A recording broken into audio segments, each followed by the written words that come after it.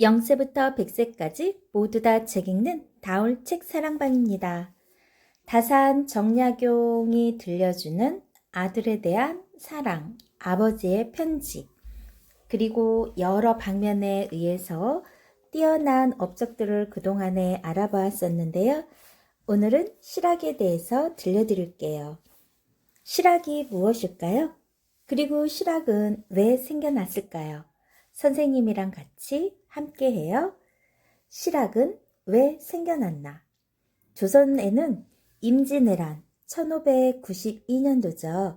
병자호란의 큰 전쟁을 치르느라 나라의 힘이 많이 기울어졌고 끼니를 제대로 이어가기 어려울 정도로 가난한 사람들이 많아졌어요. 또 당파 싸움이 극심해 사회는 혼란에 빠졌죠. 이렇게 되자 당시의 유화, 즉 성리학에 대한 반성과 현실 사회의 어려움을 해결하고자 하는 노력들이 나타났는데 이것을 실학이라고 하였답니다. 자, 그러면 실학은 어떤 학문일까요? 실사구시 학문이 있어요. 사실에서 뜻을 구하는 학문이라고 하죠. 경세, 치, 용 학문이 있는데 세상을 바로 잡을 수 있는 학문, 이용, 후생 학문은 실생활에 활용할 수 있는 학문이에요. 즉, 실학은 백성들의 생활에 적용할 수 있는 실용적 학문이자 당시 양반 사회의 잘못된 점을 개혁하려는 학문이었어요. 그래서 실학자들은 투지 개혁을 통해 농민부터 살려 나라를 튼튼하게 하려 했고, 양반이냐 아니냐에 따라 사람을 차별하는 신분 제도도 없애야 한다고 주장했답니다. 또한 중국과 이때 당시는 청나라예요.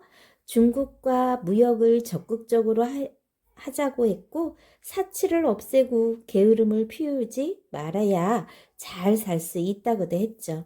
이 외에 실학자들은 우리의 역사, 지리, 언어 등의 연구에도 학문적 관심을 집중하였다고 합니다.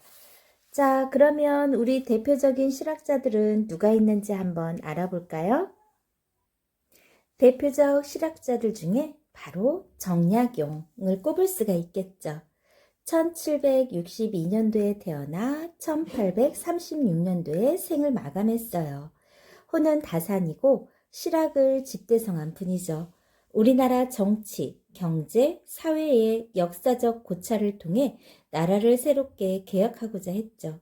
노동력에 의한 수학의 공평한 분배를 주장했고 노비제도 등을 폐지할 것도 주장했어요.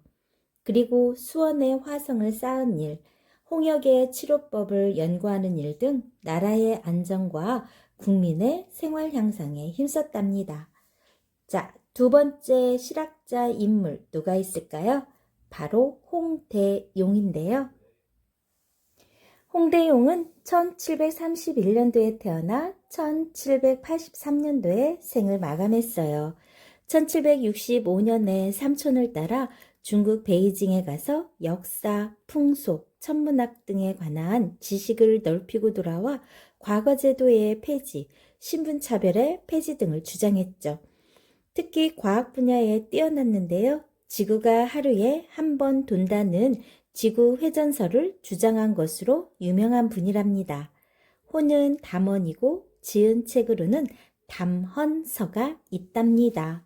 홍대용 기억하세요.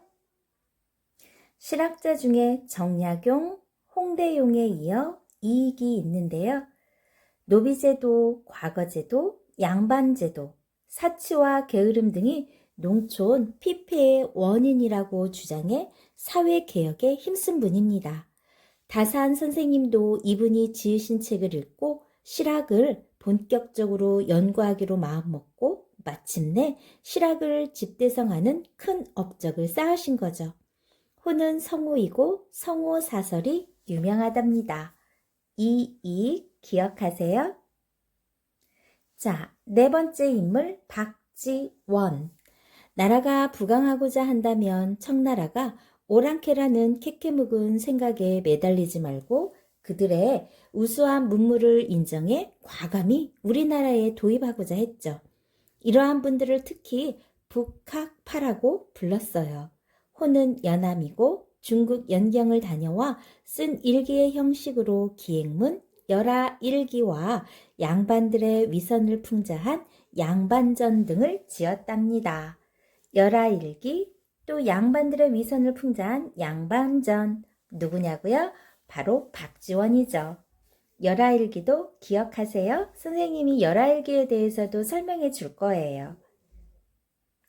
다산 정약용 선생님 편지로 인해 실학자들에 대해서도 알아보고, 또 다산 정약용 선생님의 생애와 업적에 대해서도 선생님이 또 간략하게 설명해 줄게요. 다산 정약용 선생님은 조선 후기 실학자라고 했죠. 평생에 걸쳐 목민심서, 흠음신서, 경세유표 등 모두 500여 권에 이르는 방대한 저수를 남겨 실학을 집대성한 분이에요. 어떻게 생겼는지 우리 추상을 한번 볼까요? 선생님의 추상입니다. 한번 보세요. 어떻게 생겼나요? 위엄있게 생겼죠. 다산 선생님은 조선 영조 38년 1762년 경기도 광주 땅에서 태어나셨어요. 헌종 2년 1836년 75세 되던 해에 2월에 고향 땅에서 돌아가셨죠. 아버지는 목사라는 벼슬을 지내신 정재원이고 어머니는 해남 윤씨랍니다. 다산 선생님의 어머니는 유명한 고산 윤선도와 공제 윤두서의 후손인데, 이런 인연으로 뒷날 다산 선생님이 해남에서 가까운 강진 땅에서 귀향살이 할 때 외가인 해남 윤씨 일가의 도움을 많이 받았다고 합니다. 그림에 보이는 건 다산 선생님의 생가예요. 다산 선생님이 태어나신 곳으로 경기도 광주군 초부면 마현리, 현재 경기도 남양주시 조안면 능내리에 있다고 합니다. 원래 태어나신 곳이 스물대, 지금 이 자리에 옮겨서 복원된 것이라고 하네요. 다산 선생님은 28살 때 과거의 급제에서 벼슬살이를 시작하셨대요. 이때부터 백성을 사랑하는 마음과 뛰어난 학문으로 정조 임금님에게 인정을 받아 정부의 중요한 벼슬을 두루 거치셨죠. 특히 다산 선생님은 33살 때 경기도 암행어사로 나가게 되었는데요. 이때 도탄에 빠진 백성들의 실상과 지방 관리들의 비리, 가혹한 정치를 직접 눈으로 보고 큰 충격을 받았다고 합니다. 그래서 백성들에게 해를 끼치는 관리들의 죄를 밝혀내고 처벌하는 일에 힘을 기울이게 되셨다고 해요. 이 일로 인해 다산 선생님을 미워하는 사람들이 생겨났지만 다산 선생님은 이를 두려워하지 않고 과감하게 백성을 위한 개혁 정치를 실천하셨다고 합니다. 자, 예를 들면 어떤 게 있는지 한번 알아볼게요. 예를 들면 백성이 가장 고통을 겪었던 환곡, 군역의 부담을 줄여주고 백성들의 억울함을 듣고 풀어주었고, 형벌을 공정하게 시행하려고 관리들의 기강을 바로잡는 일에 큰 공을 세웠어요. 한편 다산 선생님은 기술 관료로서도 뛰어난 분이셨죠. 자, 또 어떤 일이 있는지 한번 볼게요. 한강에 배달이 놓은 일, 그리고 수원 화성을 쌓을 때 무거운 돌을 쉽게 올릴 수 있는 거중기를 고안해 비용을 줄이고 공사 기간을 단축시킨 일. 다산 선생님이 학자로서 뿐만 아니라 건축, 토목, 실용적인 분야에도 뛰어난 분이셨음을 말해주고 있는 거죠. 그러나 불행하게도 다산 선생님은 40살 되던 해 순조 1년 1801년에 서교, 곧 천주교를 믿었다는 제목으로 체포되어요. 다산 선생님뿐만 아니라 형제들과 함께 옥에 갇혀 많은 고초를 겪게 됐어요. 이때 셋째 형인 정약종은 옥중에서 돌아가셨고 둘째 형인 정약전은 다산 선생님과 함께 경상도 장기연에 유배되었답니다. 그런데 같은 해에 발생한 유명한 황사영 백서 사건이 다시 빌미가 되어 형제가 함께 서울로 불러 올라와 갖은 곤욕을 치르고 다산은 전라도 강진에, 둘째 형 정약전은 흑산도에 각각 유배되었죠. 저 위에 보이는 다산 초당, 다산 선생님이 귀향살이 할 때 거처하셨던 다산 초당 모습이에요. 이때부터 57살, 57세 때 순조 18년, 1818년에 마침내 귀향길에 오르기까지 무려 18년 동안을 외롭고 힘든 귀향살이를 견뎌야 했어요. 바로 저 위에 다산 초당에서 말이죠. 다산 정약용 선생님은 고향인 경기도 광주 땅 마연에 돌아와 벼슬에 대한 미련을 끊어버리고 오로지 학문 연구와 저술, 교육에 힘쓰면서 조용히 전원 생활을 즐기시다가 이곳에서 75살 일기로 돌아가셨다고 합니다. 다산 선생님의 묘소도 한번 보여줄게요. 다산 선생님의 묘소. 아까 경기도 광주에서 태어나서 경기도 광주에서 또 돌아가셨다고 했죠. 자, 다산 정약용 선생님이 또 어떤 일을 남겼는지 앞에서 조금 선생님이 들려줬었는데요. 더 자세하게 듣고 싶은 친구는 계속해서 들어주세요. 다산 정약용 선생님이 남기신 일, 아까 한강에 놓은 배다리 이야기 들려줄게요.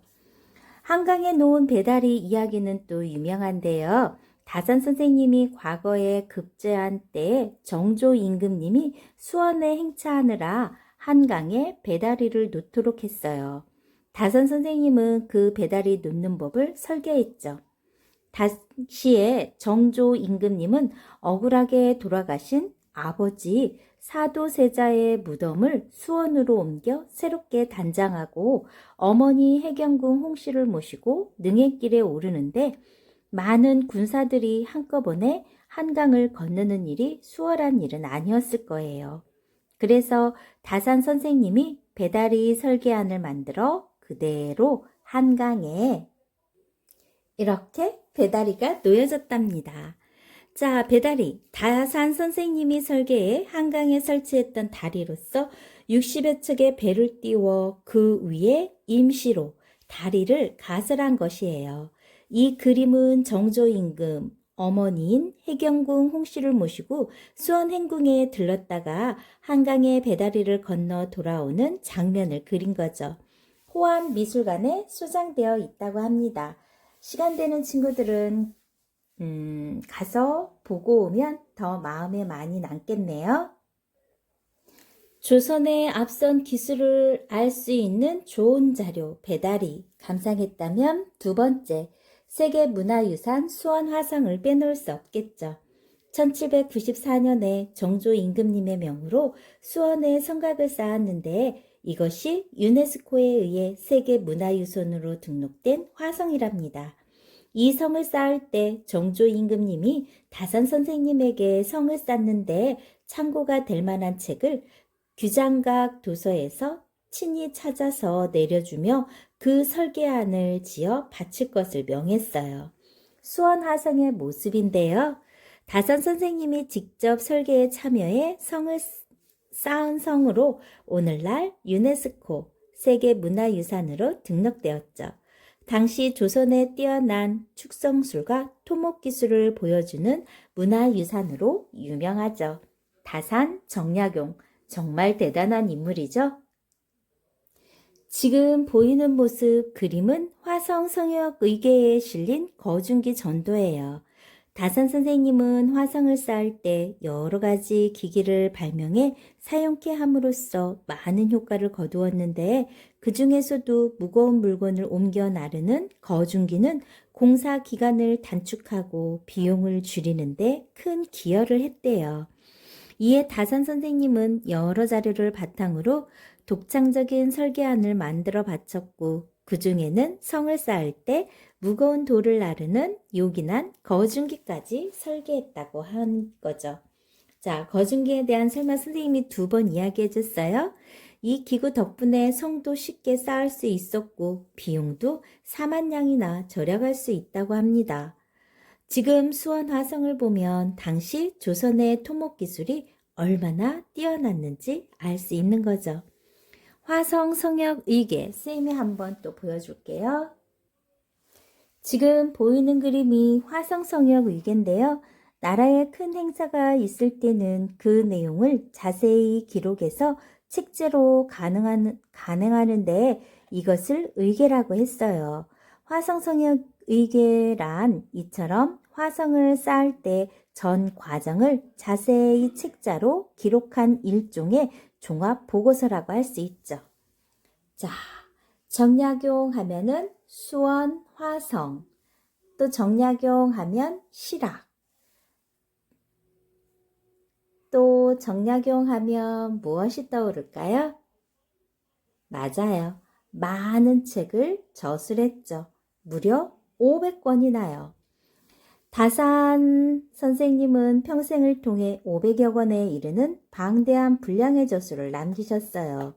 그리고 그 분야도 사상, 정치, 경제, 사회, 지리, 천문역법, 의학, 언어학 등 다방면에 걸친 것이었고 이러한 다산 선생님의 저술을 한데 모아 간행한 것이 여유당 전서입니다. 여유당 전서 기억하세요? 왼쪽에 보이는 그림, 다산 선생님의 저술을 한데 모아 후대에 편찬된 여유당 전서에 실려 있는 경세 유표 부분이라고 합니다. 다산 선생님의 저술 가운데 대표적인 건 경세 유표, 목민심서, 흠음신서인데요. 이를 일표이서라고도 부른답니다. 각각 정치 제도의 개혁, 지방관의 올바른 도리, 형법 제도 등을 다룬 것인데 나라를 튼튼하게 하고 백성들을 편안하게 하기 위한 큰 개혁의 밑그림이었던 셈이죠. 또 이외에 다산 선생님은 의학에도 뛰어나 여러 의학서를 지으셨는데 그 중에서도 홍역에 대한 치료법을 다룬 마과 해통, 지금까지의 여러 홍역에 대한 치료법을 두루 연구해 저술한 것인 것으로 홍역에 대한 당대 최고의 의학서적으로 알려져 있답니다. 그리고 여러분 같은 어린이들을 위한 저서인 아학편훈의라는 책도 지으셨어요. 그런데 다산 선생님의 이러한 저술들은 대부분 귀양지에서의 힘든 생활 가운데 쓰여진 것이래요. 이는 다산 선생님이 어려운 환경에도 굴하지 않고 뜻을 세워 노력한 결과라고 할 수 있죠. 여러분도 다산 선생님처럼 공부에 뜻을 세워 힘껏 노력해 보세요. 다산 선생님의 일화도 한번 들려줄게요. 7살 때 지은 시, 다산 선생님은 4살에 공부를 시작해 천자문을 배우기 시작했는데 7살 때 지었다는 시를 보면 어떻게 지었는지 우리 함께 볼게요. 작은 산이 큰 산을 가렸으니 멀고 가까움이 같지 않기 때문이네. 라고 해 어렸을 때부터 시인으로서의 뛰어난 재능을 나타내었대요. 당시 아버지 정재원이 이 시를 보고 잘하면 틀림없이 역법과 산수에 통달할 것이다 라고 그 재주를 칭찬하고 기특해 했다고 합니다. 자, 2번째, 치마폭에 얽힌 애틋한 부부에 대한 일화 또 들려줄게요. 다산 선생님이 귀양 간 지 어느덧 13년째 남달리 부부간의 사랑이 깊었던 다산 선생님의 부인 홍씨는 시집 올 적에 입었을 것으로 짐작되는 치마폭에다 남편에 대한 그리운 마음을 시로 써서 붙였다고 합니다. 때는 섣달이라 천지가 모두 얼음인데 눈설이 찬 기운에 수십만 더하고 희미한 등불 아래 홀로 앉아 있자니 님 생각에 시름겨워 잠 못 이룹니다. 와, 부인도 엄청난 실력가네요. 이에도 저무는데 벽만 깊어가니 신락 같은 이 목수면 어쩌면 좋을까요? 천리의 회포만이 오락가락합니다. 사랑하는 아내로부터 이렇듯 애절한 편지를 받은 다산 선생님도 애처로운 마음에 또 이렇게 위로의 말을 전했대요. 천리박 두 마음 옥인 듯 맑고 차가운데 애처로운 사연 보니 그리운 마음 더욱 깊구려. 허나 다른 이들의 말이야 탓해 무엇하리요. 타고난 운명이니 하늘의 뜻이라 여겨 순순히 누립시다. 남편을 떠나보내고 쓸쓸히 지내는 홍씨 부인의 마음이나 그리운 부인의 편지를 받고 애틋한 그리움에 다정하게 위로의 말을 전하는 다산 선생님의 안타까운 마음이 짐작이 가죠. 그리고 선생님이 처음에 보여주었던 메조도 그림에 대해서 설명해 줄게요. 화면에 보이는 메조도 그림은 다산 선생님의 그림이에요. 사랑하는 아내가 보내온 헌 치마폭에 매화 나무와 새를 그리고 글씨를 써서 외동딸에게 보낸 것이라고 합니다. 고려대학교 박물관 소장되어 있다고 하네요. 고려대학교에 진학하고 싶은 친구들 꼭 그 대학교에 들어가서 메조도 한번 보세요. 마지막으로 다산 정약용 선생님의 세 번째 일화 중에 형제를 그리는 뜨거운 정에 대해서도 알 수가 있는데요. 다산 선생님의 형제들은 모두 네 분이었대요. 다산 선생님이 넷째셨고요. 그 중에서도 둘째 형 정약정과는 형제로서만이 아니라 뜻이 통하는 학문적 동지로서 다산 선생님이 늘 마음속에 깊이 따르셨던 분이죠. 그런데 두 분이 귀향길에 올라 나주에 어느 주막에서 헤어진 뒤 영영 살아서 다시 만나지 못하고 말했대요. 그러니 다산 선생님은 강진에, 형은 흑산도에 각기 떨어져 유배된 채 서로 얼마나 보고 싶었을까요? 그러던 중 헤어진 지 2년 만에 그리운 형님으로부터 첫 소식이 왔어요. 밤새 그 편지를 읽으며 그리움의 눈물을 흘리다가 어느 날 다산 선생님은 강진의 뒷산에 올라 형님이 계신 흑산도를 바라보며 시를 지었다고 합니다. 그 시가 아직도 전해지는데 산의 정상에 올라 서쪽을 바라보니 여러 섬들이 뚜렷이 보였건만 어느 것이 형님이 계신 섬인지 가리지 못하겠구나 라고 하며 슬픈 마음을 가누지 못했다고 합니다. 형님이신 정약전 선생님 역시 귀향살이 하는 가운데 흑산도 일대의 물고기 생태를 기록한 자산어보라는 유명한 책을 지으셨어요. 여러분들 자산어보도 많이 들어봤죠? 자, 지금까지 정약용에 대해서 알려드렸어요. 여러분이 조금 더 많은 책들에 대해서 알고 싶으면 좋아요, 구독 꾹 눌러주시면 계속해서 함께 할 수 있어요. 감사합니다.